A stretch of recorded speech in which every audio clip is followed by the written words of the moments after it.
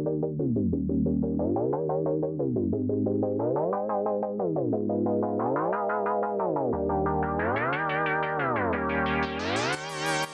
さんこんにちは。ルカチャンネルのルカです。本日の動画はこちら。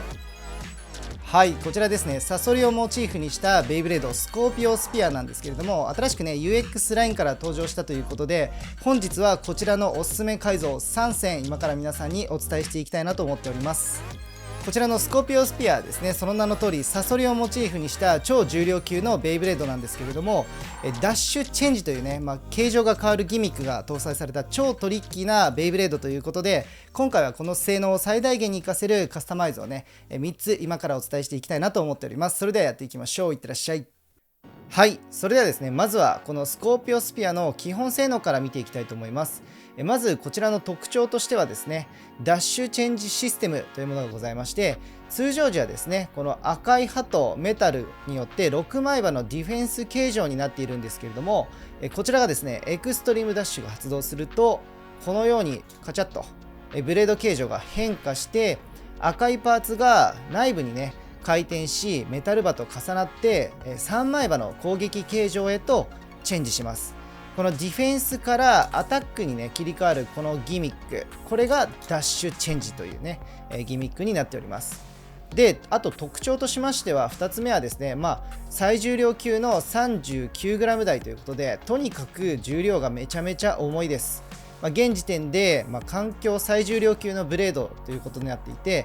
重さでねのけぞらず、強力なカウンターを狙えるブレードになっているんじゃないかなと思います。そしてディティールの部分はですね、デザインについてはこのね、表面見ていただくと分かるんですけども、この口角やこのハサミをねモチーフにしたディティールもめちゃめちゃかっこいいポイントだなというふうに思いますし、6枚刃のですねこのディフェンス形状っていうのは丸くて相手の攻撃を受けやすいね、受け流すのに優れていますし、エクストリームダッシュ後のこの3枚形状っていうのはアッパー気味で、高打点がね、弾く設計になっているかなというふうに思っております。はい、それでは1つ目ご紹介するのがこちら、スコーピオスピア 760R。 この R ビットによってしっかり粘ってダッシュ回数を増やせるアタック系カスタムになっております。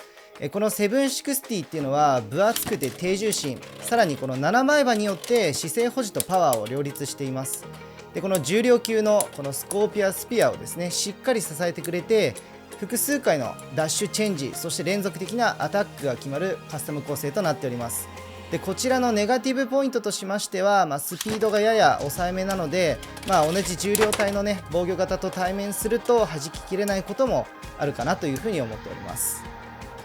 続いて2つ目はこちら、スコーピオスピア 960LO。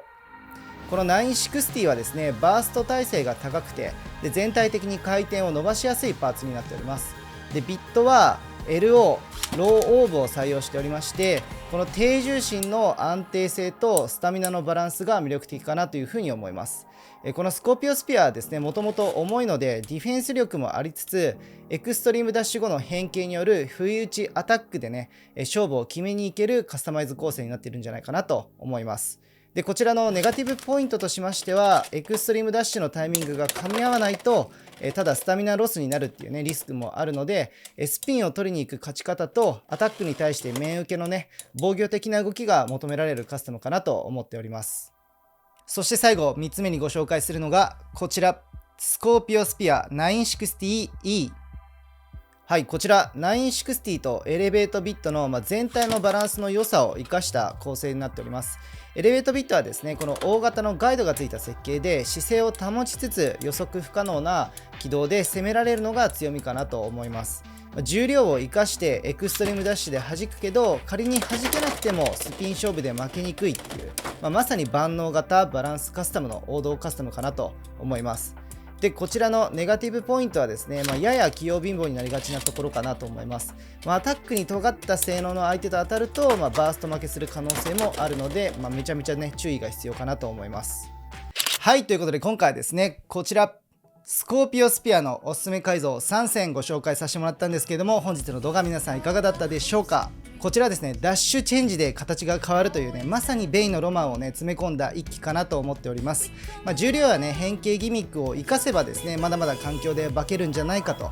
期待をしております。はい、ということで皆さんもぜひですね、おすすめのカスタマイズあればコメント欄で教えていただけるとめちゃめちゃ嬉しいです。はい、ということで本日はね、この辺で動画を終わりにしていきたいなというふうに思っております。このルカチャンネルではですね、ベイブレード X の最新情報や商品レビュー、それからイベントに行った際の映像、それからシネマティックなベイブレード X の映像表現もやっておりますので、ぜひチャンネル登録と高評価よろしくお願いいたします。それではまた次の動画でお会いいたしましょう。ルカチャンネルのルカでした。バイチャ。